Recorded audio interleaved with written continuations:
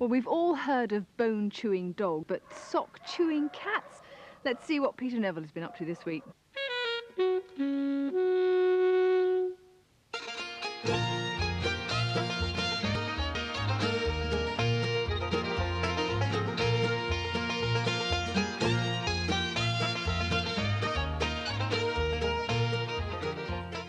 Bridget, who's the most beautiful cat in the world? This is Poe, my cream Burmese boy. He's lovely, isn't he? Absolutely gorgeous, looking very relaxed there. What could such a beautiful cat possibly give you in terms of a problem? Well, he loves to eat cotton socks. He eats them. He eats cotton socks. Don't you feed him properly? Well, yes, he has his cat food, but he likes cotton socks as well. Bless his cotton socks. God, he does do some damage. Look at that. Look at that for a hole. Yep. God. And this one too. Yep. Yes. So what does he do? He plays with them, doesn't he? Yeah, well, he steals them from the bedroom if they're sort of either clean or dirty and they're put on the side.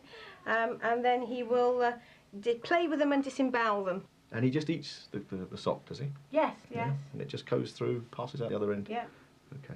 Very interesting behaviour, because it seems that there are a number of Burmese and a number of Siamese who do this. And in fact, you're very lucky, because some of them eat tea towels, bathroom towels, woolly jumpers, and some of them even start to steal underwear and eat that, which can be a bit embarrassing. But the reason for it seems actually quite logical. Cats, we know, are predators. They're designed to prey on small rodents and birds and so on. And in their normal diet as a pet, of course, in a can, there isn't any of that fibrous material, and there's no need to pull the feathers off or to take the fur away before they can get to the meat. They simply get the meat inside the can. And it seems that because they can't do that prior to actually ingesting their food, they go off and perform that behaviour somewhere else with some equivalent, and woolly stuff seems to be the ticket for them. Oh, so fur and feathers are important. That's right, yeah, to some. So that's the reason for it. Perhaps now we ought to try and think about what we might do for them so that they don't eat your socks.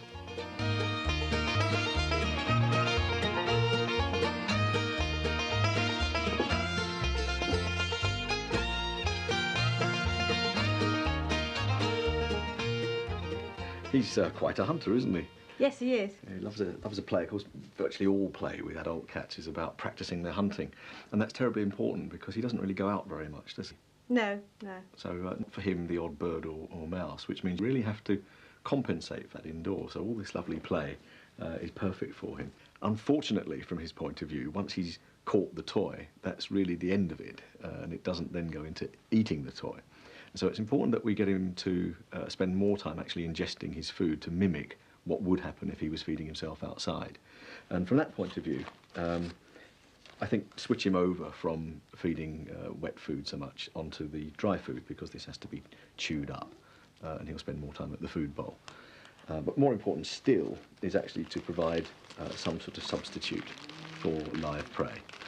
And from that point, we would look at dead day-old chicks, which I hope doesn't despair you too much. No, no, not at all. No. Yeah. It's one of those things, obviously, as an indoor cat, he's not getting the odd mouse if he was to go outside, so we have to provide it for him inside. And hopefully that will mean that he'll leave your socks alone. Good. Excellent.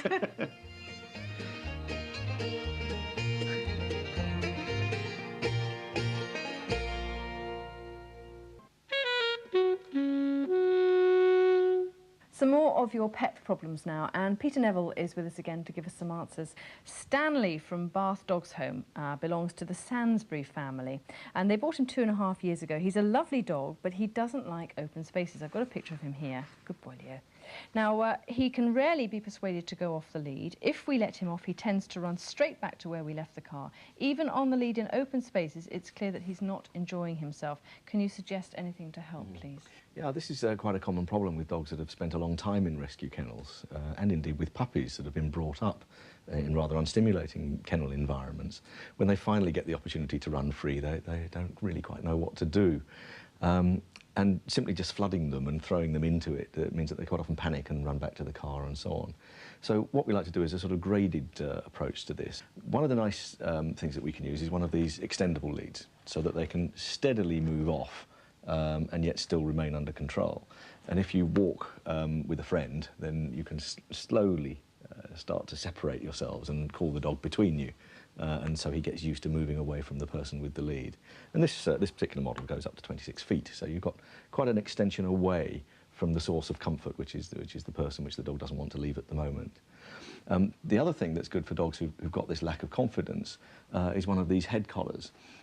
Because as much as this gives us physical control and stops them pulling on the lead and so on, if that's what they do, it also communicates a signal to a dog that is saying that whoever's on the end of the lead, however far away they are, they're sort of leading the walk.